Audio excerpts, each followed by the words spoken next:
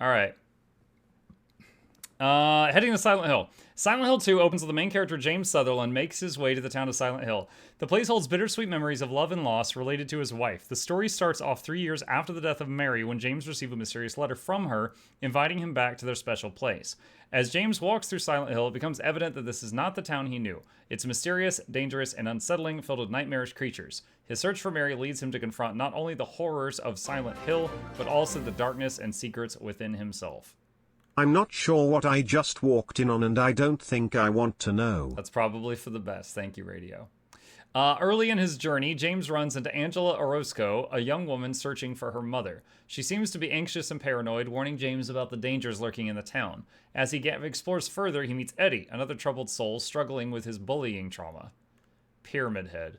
One of the most iconic enemies in the Silent Hill franchise is Pyramid Head. This mysterious entity represents James' subconscious, a reminder of the horrific act he committed against Mary and the emotional turmoil he has yet to confront.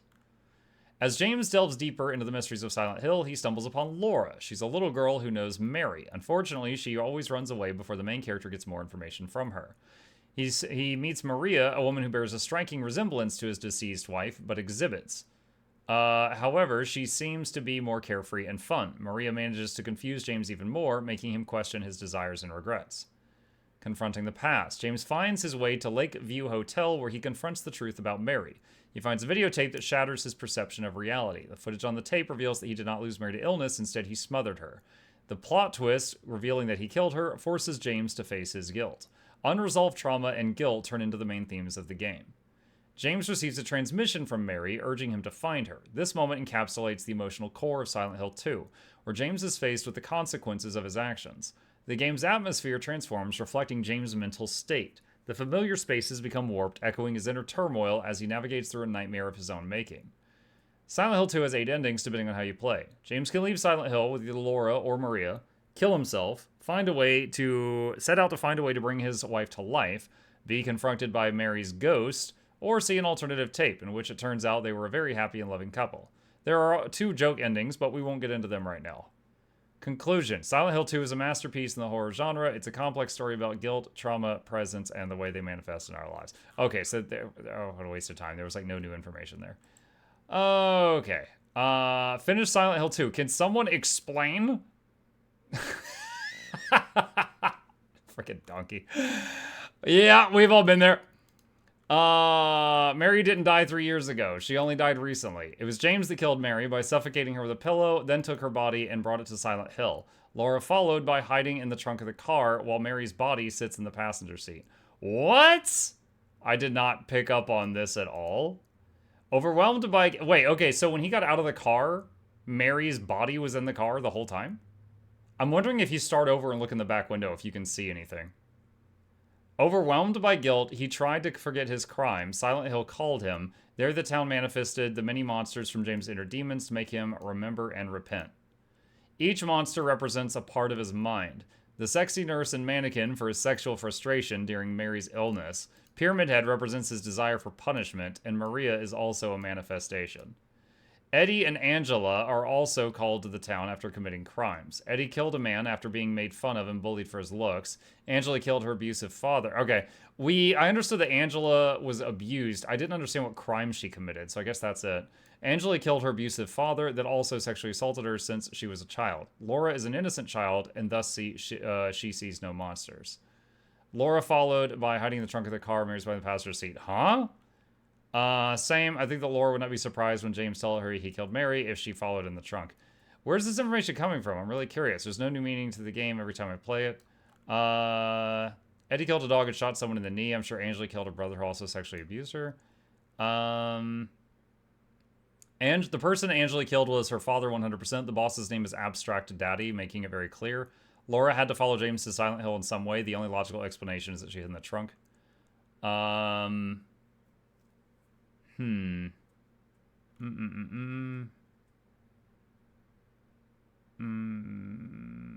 Wait, what? Of course you remember at the end of her story they were dingle dangles hanging on the wall. I thought she came with Eddie and that's why they were talking before. What?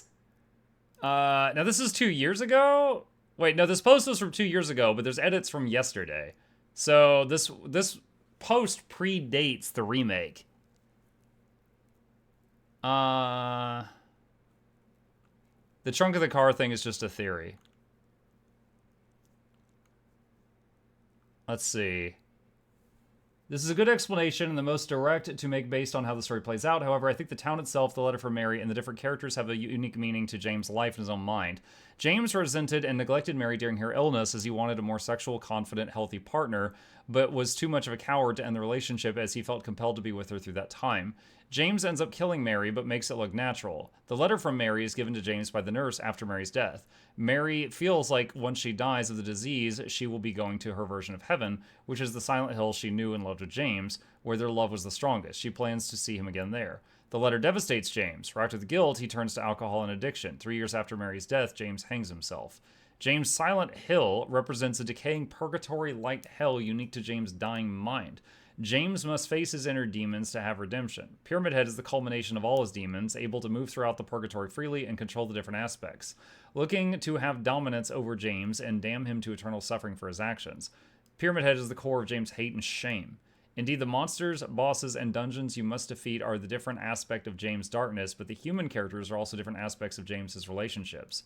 Eddie is James' addiction and represents the side of himself able to kill himself, Mary, or others that might get in the way of his pain. Angela represents the core of Mary's innocence. This is the aspect of his wife that needed him, his love, his protection, traumatic upbringing. Mary was likely raped or hurt by male members of her family. Wait, what? This is so different The from thing to the other remember when theories. trying to make sense of Silent Hill is that the town itself reflects the observer, who is, by virtue of their guilt/sin, an unreliable narrator.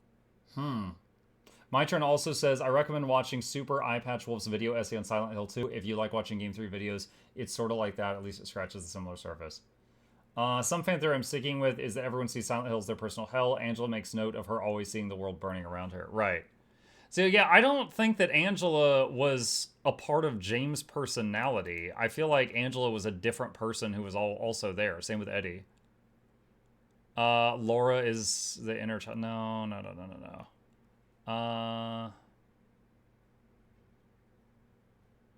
Let's see. Where does the 3 years come from if he killed her recently? I assume you haven't heard the headphone recording near the end of the game. It came from a memory of his that a doctor said Mary had 3 years of life left. So after he killed her, he suppressed the fact that he killed her recently, and his brain, I guess, tried to dig up an old memory to fill in the hole.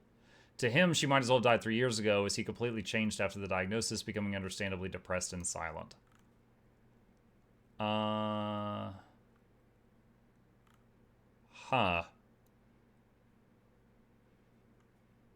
James was horny. Okay.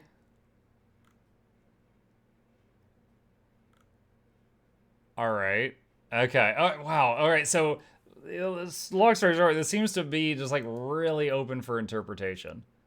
Why does this say stop? I closed the game. I closed the game. I'm honestly wondering if I restart the game and just like appear next to the car and then look in the back seat if I'll see anything. That is something easy to check that is like at the forefront of my mind right now.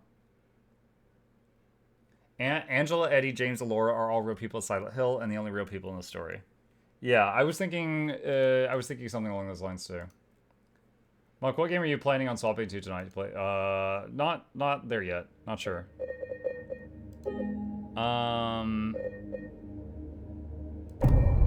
Alright, I'll just go into New Game Plus for a second, just to, we'll skip the opening cinematic if I can.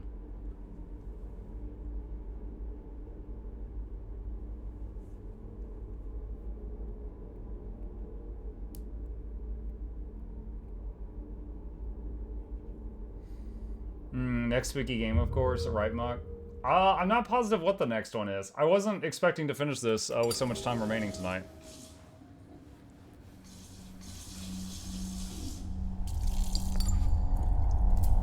Does New Game Plus have the same intro? Yeah, I think so. Alright, hold on, skip that. Okay. Alright.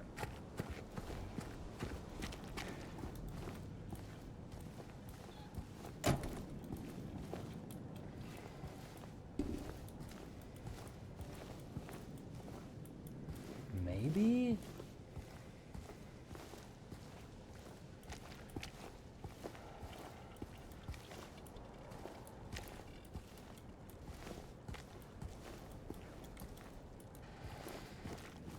Hold on, we should be able to open the car door, right?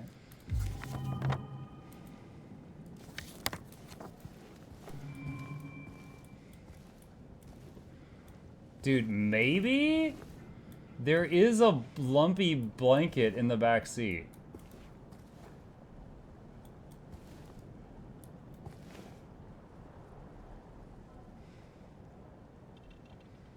Open the trunk? I don't think you can open the trunk. No, you can't open the trunk. They intentionally make it ambiguous. Yeah. Dude, that's crazy. This is hilarious. Mug intensely looking at a car for a dead body. Dude, like, that's pretty insane. If, like, through the whole game, you've been looking for Mary, and at the start of the game, she's literally a foot behind you. That's pretty crazy. Oh. Yeah. Break the window. I don't have the weapon yet. You get the weapon later on. You can't break the glass. You can't swing your fist until you get a weapon. And I don't have one now. Alright. Okay. Okay. Let's close out of that. Alright, review time. Ah, Silent Hill 2. Okay. I originally committed to playing this because a Patreon patron sponsored it for a day. But so many people were so excited, and I was like, well, it's Halloween, I'll just play it all the way through, we'll see what happens. I've never played a Silent Hill game, and I gotta say, once we were like an hour into it, it felt just like I was playing a Resident Evil game. I've played 3 or 4 Resident Evils, and the whole thing is like, yeah, it's spooky themes, but it's not really scary, you know? And, you know, you've got weapons, and a lot of it's resource management, you know? Like, oh, I have a ton of healing items, but I'm low on bullets, so I'll fight with melee for a while and then use healing items. And then, oh, I've got an excess of bullets. All right, we'll go back to just fighting at range, etc.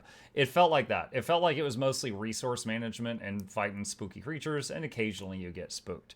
But after about 9 hours, it was about around the 9-hour mark, that was when we found out, like, why Angela was there, and, like, her dad raped her, and then you fight like a monster that was supposed to be her rapey dad, and then friggin' Eddie, you know, starts going crazy, and, you know, like talking about how he like shot a dog and then shot a guy who was mad that he shot a dog, and then he was gonna shoot you too, and like all of a sudden it was getting really up.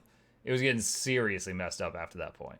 I would say, you know, the hospital was pretty dark. I think for me, the first area that was truly creepy was the prison, because it had the spider leggy things like crawling all over the walls.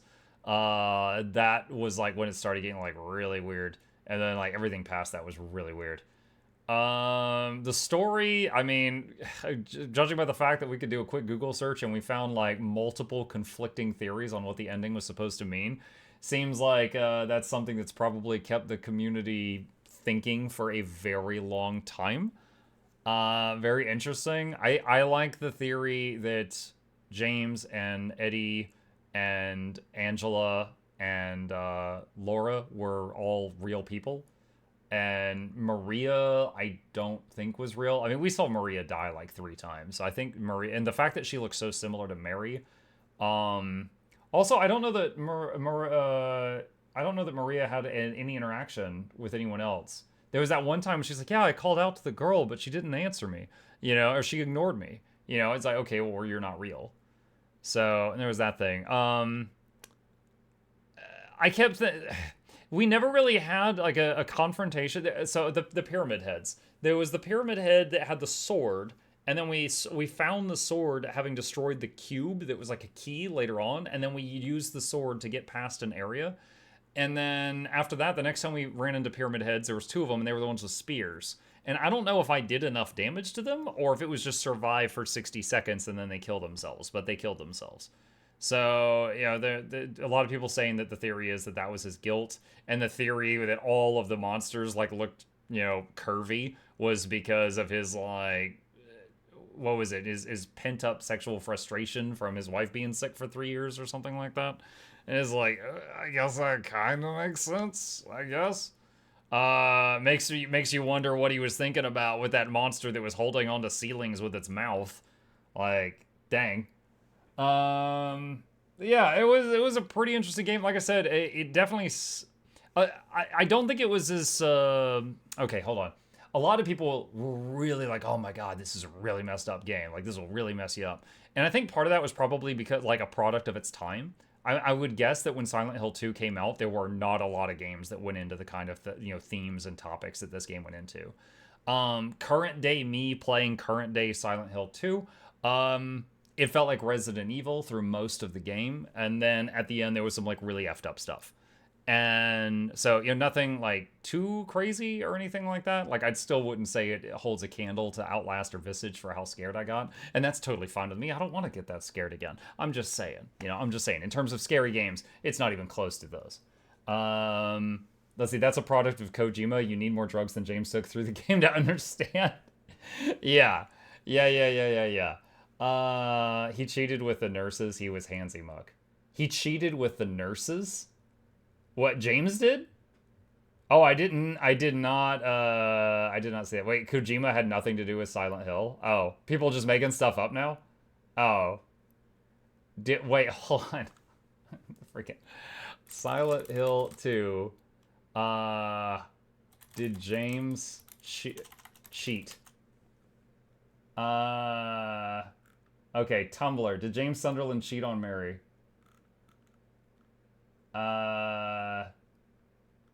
What? Oh, this is just like a poll or something. No, that's not what I need.